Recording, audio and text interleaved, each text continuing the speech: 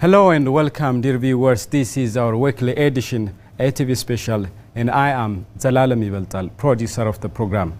Nile River is the longest river in the world, and it passes through 11 African countries. However, only Sudan and Egypt have been utilizing the Nile water resource. In particular, Egypt has been the largest beneficiary of the Nile water. Egypt often referred the 1929 and 1959 colonial era agreement to claim its benefit, its unfair benefit, and to denounce the right of other riparian countries. Ethiopia, which contributed more than 85% of the Nile water, has zero benefit according to those colonial era agreements. As a result, Ethiopia couldn't accept those colonial era agreements. Ethiopia says it didn't participate on those colonial era agreements. Moreover, Ethiopia says it has a full and sovereign right to use its natural resource for the development of its poor people. In 2011, Ethiopia started a project on the Nile called Grand Ethiopian Renaissance Dam. Since then, dispute has continued among the three countries of Sudan, Egypt, and Ethiopia. Several talks and negotiations have been conducted to bring peaceful, amicable solution to those disputes. The dispute, the talk, the negotiation have reached their peak when Ethiopia was about to start the filling of the Grand Ethiopian Renaissance Dam. The three countries, Ethiopia, Sudan, and Egypt, had conducted unsuccessful negotiation which was chaired by the United States of America. After the African Union, the continental organization, oversee the negotiation of the three countries, Ethiopia successfully conducted the first phase of the filling of its Grand Ethiopian Renaissance Dam. Since then, the Trump administration, the US administration, has been expressing its concern and opposition on the filling of the Grand Ethiopian Renaissance Dam.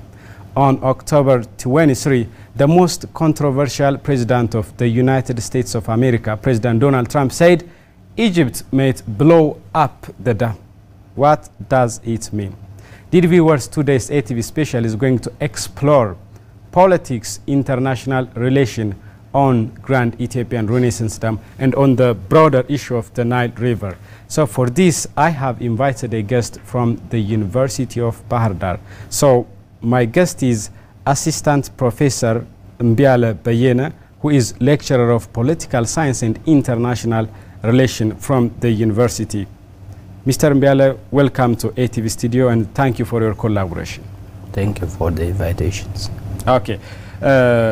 Let's start the talk by reminding the latest statement made by President Donald Trump, President of the United States of America. He said Egypt might blow up the Ethiopian dam, and he has said many things on the statement. So how do you observe the latest statement made by President Donald Trump? Good. The speech, of course, similar speeches were made by various Egyptian presidents and officials, and of course top officials from Saudi Arabia, and similar informations were released by this international river network and others affiliated organizations of Egypt. But what makes this speech is it is a speech made by one of the president of the big powers, the United States of America, sure, and which is a member of the permanent member of the United Nations Security Council, which is responsible to maintain peace and security to the world.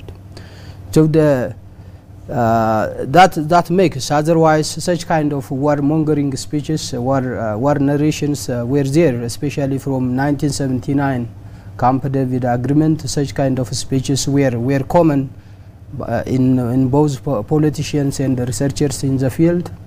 When it comes to the speech, I think when you see the content of the speech, we can see it from at least from 5 angles. 5 angles. Yeah. Good.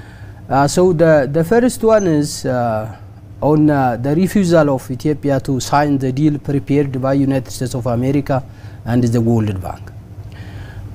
When you see this content of the speech, it is totally against the UN Charter United Nations charters, which emphasize on the sovereignty of the state, which emphasize on the sovereign equality of states, which emphasize on the peaceful existence of states, and which emphasize on the sovereign right of states to use the resources which are available within their territories.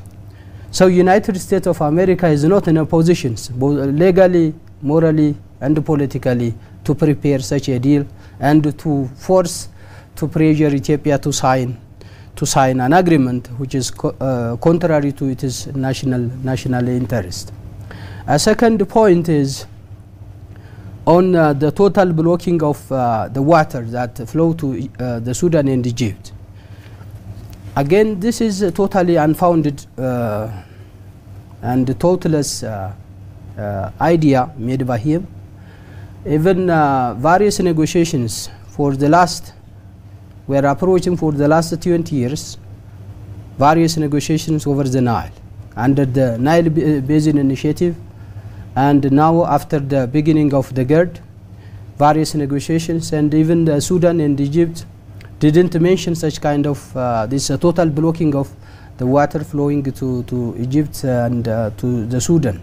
So it is totally one thing blocking is against international law, unless I feel that he used this idea to blame Ethiopia, next to his first idea.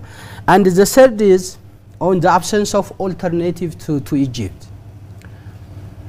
By disregarding the national interest of Ethiopia, he boldly claimed that Egyptians didn't have any alternatives than the Nile. But actually, Egypt has a lot of alternatives. Sure. They have this Red Sea, they have the Mediterranean Sea. So thanks to the technology, they can use that abundant water. And Egypt is one of the first country in the world which possesses a huge amount of underground water. And now there is an emerging technology, what you call this water recycling or water treatment. And another alternative is about 40% of the Nile water is being evaporated, being lost in Egypt. So they need to control evaporation, they need to control the seepage, and they need to control various inefficient and ineffective mechanisms. Yeah. So all this shows that Egypt has abundant alternatives to the Nile waters, and the speech is totally wrong, and it is one aspect of triggering for war. Yeah. And the fourth one is on the bombing of the dam, which is a very dangerous speech made by a president of such a big country. By such a country that claim to be the champion of peace, the champion of democracy, sure, the champions of economic peace theories. So that is completely wrong. So he disregard by all this, he disregard Ethiopian interests in favor of the interest of Egypt.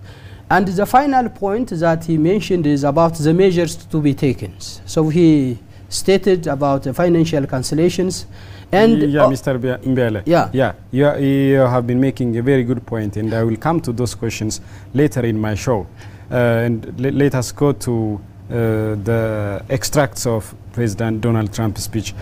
Trump also said Egypt may have stopped the dam long before. Now it is fair to say that United States is favoring Egypt over Ethiopia on the issue of Nile. However, in June 2020, when Ethiopia, Sudan, and Egypt have conducted negotiation in Washington, United States of America, at that time, United States was approaching like she was a mediator, neutral of any country. The thing is, the Ethiopian government, the negotiators from Ethiopian side, from that negotiation. So can we say that Ethiopian negotiators and Ethiopian government understood the position of United States long before? Can we say? It is clear that United States of America is, with regard to the Nile politics, is in favor of Egypt for long. Okay. Since the signing of the Camp David Agreement in 1979, there is an implicit agreement between Egypt and the United States of America with regard to the Nile and other hydro infrastructures over the Nile. So scientifically there are different publications, researchers. So United States of America is in full support of the historical, what you call the historical right, to, which is incorporated in 1929 and 1959 agreement. So it is one of the countries that support that idea, that one of the countries that buy that idea and support Egypt for a long period of time through different mechanisms. So scientifically, it is clear that the United States of America is in favor of Egypt when the issue is the Nile and other projects over the Nile. So we can say that Ethiopian government understood this scientific fact. Yeah. And when you see politically now, from the beginning of its observer status and in the middle of the issue, it becomes mediator, and now it becomes like it is acting like Egyptian representatives. Yeah. So politically now it is clear that United States of America is no more neutral, is no more transparent, and it is no more responsible to deal the Nile issue as a mediator. Yeah, let me bring one of the extracts from Donald Trump's speech. He said they will not see that money unless they reach an agreement on the operation and flow of the Nile. So how will the relation between the United States and Ethiopia go hereinafter? Yeah, the whole idea of the speech, the whole content of the speech is to enforce Ethiopia to sign the deal prepared by United States of America. Because the president has a hidden agreement with Egypt to put Ethiopia in such pressure, in such circle, and to force Ethiopia to sign that agreement, which is purely against the national interest of Ethiopia. With regard to this financial blocking, I think in political science and in international relation, there is a saying: there is no permanent friend and there is no permanent enemy, but what you have is a permanent interest, a permanent national interest. And of course, the relation between Ethiopia and the United States of America is not something a free lunch. So there is a strategic interest between the two countries. You see, it is their relationship, the official relationship between the United States of America and Ethiopia is more than 117 years. So for a long period, stable, friendly, sister relationship between the two countries. So I think that if there is an interruption on the relationship between the two, it is the harm is both sides. There is something negative for United States of America, and sure there will be something negative for Ethiopia, because Ethiopia is in need to have foreign currencies and other financial support that may have some impact on Ethiopia's. But that is not more than the national interest of the state.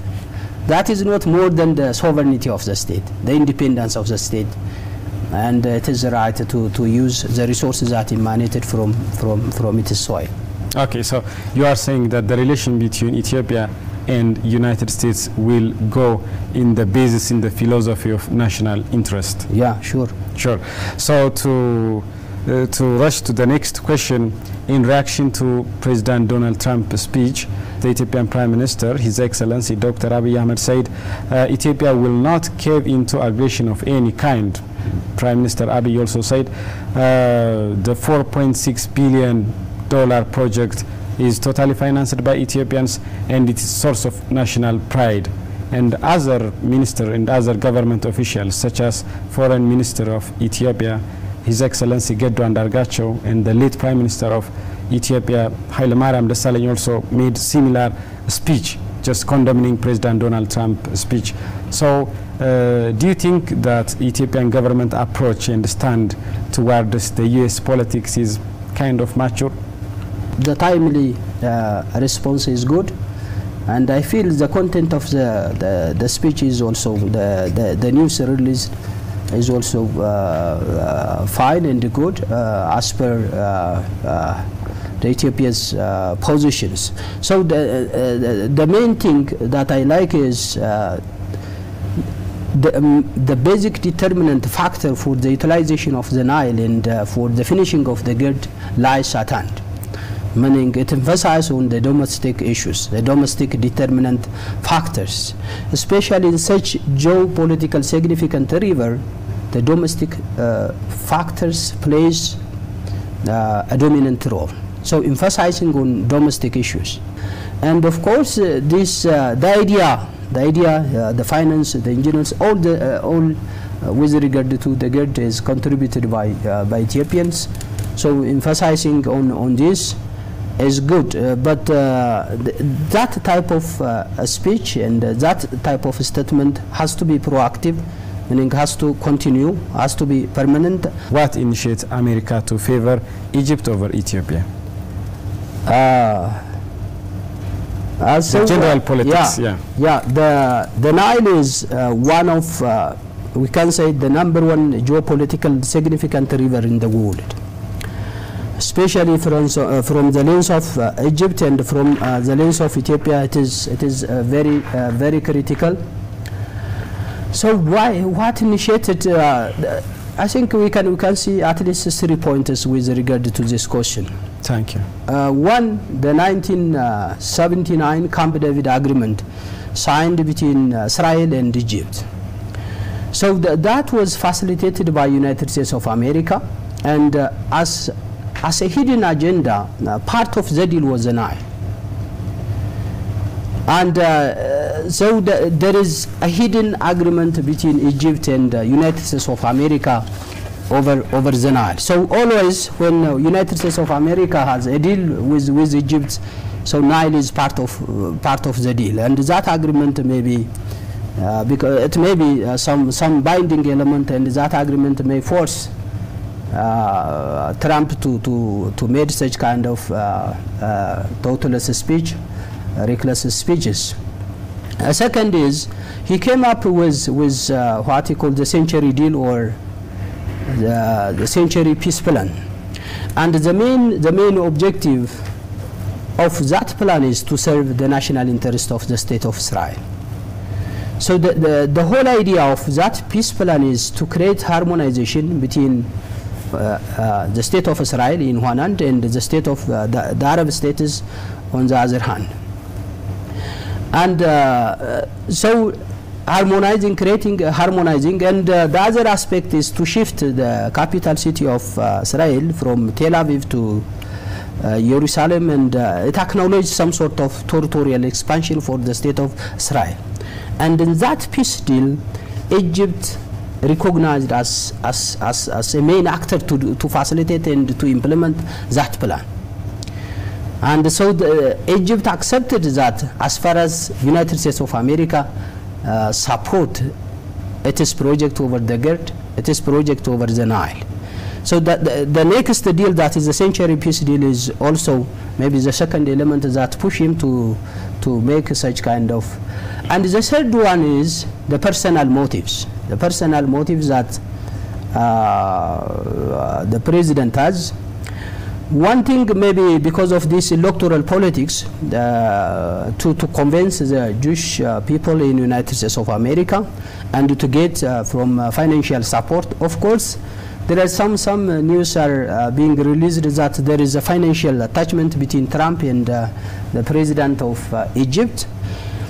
So this electoral politics may be the third factor that instigated him to make such kind of rubbish speech. So, what will be the impact of President Trump's speech on the future negotiation on the Nile? As I have said before, so the fundamental intention of his speech is to terminate the ongoing negotiations and to bring Ethiopia back to the Washington deal. So his speech, it is a disgrace for not only for Ethiopia, but it is a disgrace for the African Union. It is a disgrace for the African states and the people, and even it is a disgrace for United States of America itself. Yeah, it's against the value of American people. It is against the value of that. So it may have such kind of, you can see why Egypt and the Sudan are sometimes on and sometimes off on the negotiations, because of the intervention of, the hidden intervention of, now it is boldly clear, but the hidden intervention of United States of America negatively affect the ongoing negotiations. And I'm sure it will affect the negotiation processes in the future too. So it has a negative repercussions on the ongoing diplomacy and the negotiations over the GERD. Okay, whenever we are talking about negotiation on Grand Ethiopian Renaissance Dam, we have to talk about the position, the approach, in the interest of three countries at least, Sudan, Egypt and Ethiopia. But most of the time we raise the approach, the philosophy, the politics, the interest of Ethiopia and Egypt, and we sometimes forget Sudan. What do you speculate about Sudan? Good. The Sudan is one of the core actors in both cases, to solve or not to solve the issue of the GERD. Sudan is the main actor, a principal actor in the deal. So what will be the position of Sudan over the GERD in the future to come? I think we can see it from two angles.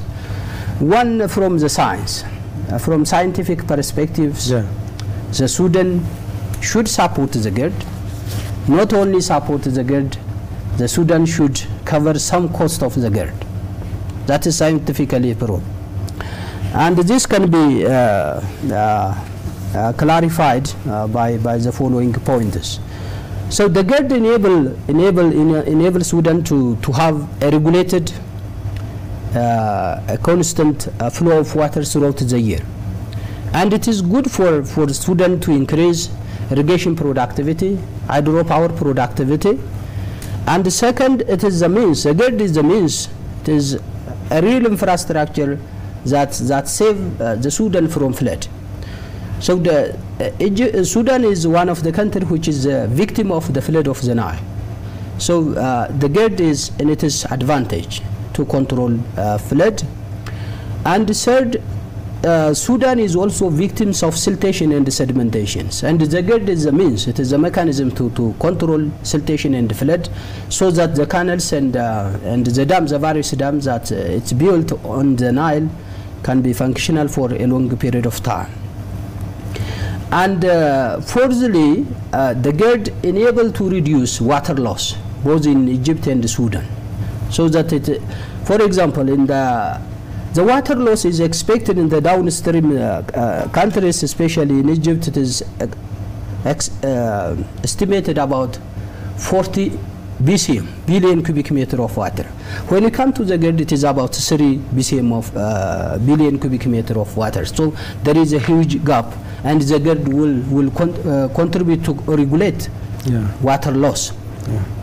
And finally, again, the GERD is an advantage in the position in line with the interest of the Sudan by dismantling the 1959 agreement. Because by many scholars, especially the Sudanese scholars, the 1959 bilateral agreement between Egypt and Sudan is against the interest of Sudan. So to dismantle this treaty, the GERD is scientifically in line with the interest of the Sudan. The another aspect to see its position is the political perspectives. Good. So from 1993, Sudan is in the list of terrorism sponsoring countries, which is done by United States of America. So Sudan is part of the list of what you call this the rogue states. So to be free from that list, Sudan is engaging with United States of America, and part of the deal is the GERD. And second, because of that, Sudan is under the sanctions, economic and trade sanctions by United States of America. So this political instruments may push the Sudan to ally with Egypt and to act against the GERD. But if you see the main as a permanent long-term national interest of the Sudan, it is crystal clear to support the GERD is mandatory for the Sudan. Good. You have made some strong points, Mr. Mbele. Could we talk about Ethiopian internal politics in the issue of Grand Ethiopian Renaissance Dam, as Egypt is going to manipulate Ethiopian internal stability? Yeah, sure. One of the geopolitical strategies used by Egypt for long, not only for this current time, for long, is to destabilize Ethiopia. Yeah. So they had tried to make a direct confrontation with Ethiopia, but they failed. But another strategy is to indirectly make a proxy war with Ethiopia by supporting different insurgent groups. And of course, you know how the state of Eritrea is seceded from Ethiopia. It is basically by the support of Egypt. They provide different supporters to our neighboring countries, and they forced these neighboring countries to be a member of the Arab League, like Somalia, like Djibouti, like Eritrea, like Sudan. So they are the member of the Arab League. But Djibouti and Somalia, if you see, and Eritrea are not Arab countries. But that is because of the Nile politics. So definitely one of the strategy used by Egypt is to use our domestic problems. I feel that there are many researches in these areas. Yeah. So many of the domestic political crises are basically sponsored by and supported by Egypt, and even those previous regimes came to power were supported by Egypt. And then the removal of the military regime, behind that the hand of Egypt was very long, and it was very strong. And I think they are. This is not against just officially. They mentioned that the president stated that all things are on the table. On the table, yeah. I remember the late president of Egypt, Mohamed Morsi, saying, "Yeah, we can support those insurgent groups in Ethiopia to destabilize Ethiopia, so that we can manage politics of the River Nile." Yeah. Thank you. So, how should Ethiopians act to win their national interest, Grand Ethiopian Renaissance Dam? How we should act? Good. This is central. I think this has to be the central idea, because the speech is already made and different things are already happening. So the central idea is what should be done in the future to come. Exactly. So I feel that Ethiopia, one thing, this speech is not a simple speech, so it has to be presented to the concerned authorities. So such kind of irresponsible, non-diplomatic speech, non-peaceful, just war instigating speech, this speech has to be, as a blame, has to be presented to the United Nations, to the Security Council, to the Secretary General, to the African Union, to all concerned authorities. This speech has to be officially has to be presented. That's I feel Ethiopia should do this, and Ethiopia should go to the extent of cancelling United States of America from its observer status in the discussion, in the negotiation process. The second thing that Ethiopia should make is about the on and off of this both Egypt and Sudan. This has to be boldly, clearly stated to the concerned authorities. So the negotiation is not going well because of on and off trend of this Egypt and the Sudan. So this has to be clearly stated for the African Union, basically to the IGAD, different institutions. Such kind of things has to be communicated in advance. Thirdly, our diplomacy should focus on imperatives. What imperatives really we have? Using the Nile is life and death issue for Ethiopia. Ethiopia can't exist without using the Nile. So 70% of the water potential 70% of the irrigation potential, 70% of the hydropower potential is found in the Nile. So Ethiopia can't exist without using the Nile. So we need to focus on such imperative things. I feel our diplomacy also should shift from reactionary to a proactive approach. So why Ethiopia is always receiving agendas from Egypt, from United States of America? So sometimes we need to shift to give agendas for downstream status, for United States of America and others. And our diplomacy has to be a multi-level and multi-actors. So the agenda is very critical for us, and Ethiopia can't exist without it. So we need to have a multi-level diplomacy and a multi-actor diplomacy that involves professionals, media peoples, different organizations, community-based organizations in Ethiopia, abroad. So we need to have a diverse strategy that involves different actors, different levels, to make our voice heard by, of course, heard by different concerned authorities. At least our friends need to be, convinced in detail about the agenda. And finally, we need to work our domestic business.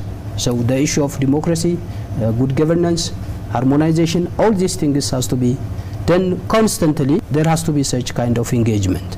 So where the people identify this, the GERD is a national issue, and these political parties and the government itself, they come and go, but this one is a national popular issue established by, and built by the contribution of everyone. The GERD and the Nile, these are the Nile is the gift to Ethiopia.